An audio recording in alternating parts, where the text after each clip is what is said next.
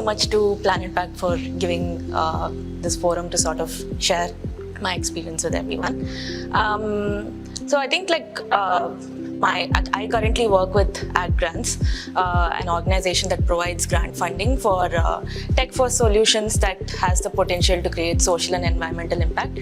We work in a few focus sector areas like healthcare, education, livelihoods, and environment. Within environment, we focus on supporting tech-first solutions in agriculture, renewable energy, industrial decarbonization, and carbon removal as well. And my journey in this space started with Wilgrow when I started working in the agriculture, supporting enterprises working in agriculture and sustainable mobility. And over my journey in this space, specifically in agriculture, and with respect to impact investing as well, what I've seen over the past 5 years is that earlier when you're talking about impact investing, the conversation was more around improving farmer productivity, improving quality of produce, but which is more what is becoming more relevant is how the impact of climate change can impact farmer livelihoods and the agri ecosystem as a whole, and how funding can go more towards helping adaptation and building resilience. And would like to deep dive further on that today in our conversation. So I think when I evaluate enterprises for potential funding, I look at it from a problem-first approach, right? What exactly is the problem that the technology or solution is trying to address? How big is the problem? And how effectively does the solution sort of address the problem as well? So, I mean, this sort of answers a lot of questions on what could be the potential environment or livelihoods impact, what is the market of a particular solution or product or service as well. This would be a starting point for me to decide whether or not to sort of further evaluate an investment opportunity. And I think in terms of long-term sustainability of evaluating the long-term sustainability, I would look at take a bet on the founders itself, the founding and the team. Well equipped is the team to sort of navigate the changing environment in the long run.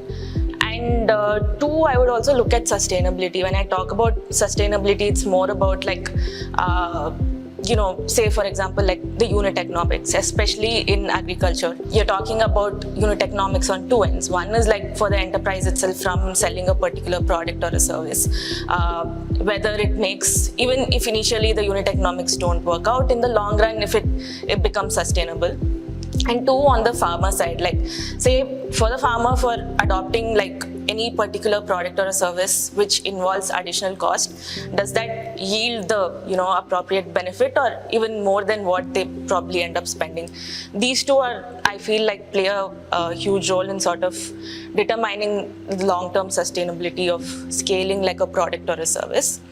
And three, scalability of the solution. What is the market for something in terms of does the team have build the right kind of partnerships to scale a particular kind of solution? I think this also determines in the long run if they're able to sort of navigate different changes that happen in the ecosystem as well as along the go. So yeah, that's how I look at it. Yeah, so I think in this aspect, especially, I think founders working in agriculture space is a tough crack market, and essentially funding, different kinds of funding instruments is required at different stages of an enterprise. Say at an early stage, grant capital to sort of help pilot deployment, grant capital to not for initial product development, but to further optimize the product to make it a market-ready product. I think availability of grant capital in these kind of stages plays a huge role, and even equity capital, the early stages goes a long way in terms of building the organization, and availability of that becomes a a huge role. And in other, like some of the challenges, again, the point on affordability that Pratim had called out, right? Adopting like any kind of product or service comes with also a barrier in terms of the farmer's ability to pay. So one, providing grant capital to work on product optimization to help reduce the cost of the solution. That's one way to go about it. But again, another way to go about it could also be like end user financing example that Pratim had also called out earlier. So that's another aspect on financing itself. And I think like agri-tech enterprises itself have like I mean, they have to navigate like various stakeholders. It's a fragmented market, sort of, operating with monies, PO as well. So essentially, like the enterprise's ability to build these kind of partnerships also goes like a long way in sort of scaling a lot. I think like one of the examples that I also saw closely working was blended finance pilot that we did when I was working at Wilbur. It's essentially providing like grant funding to enterprises that are looking to raise debt. And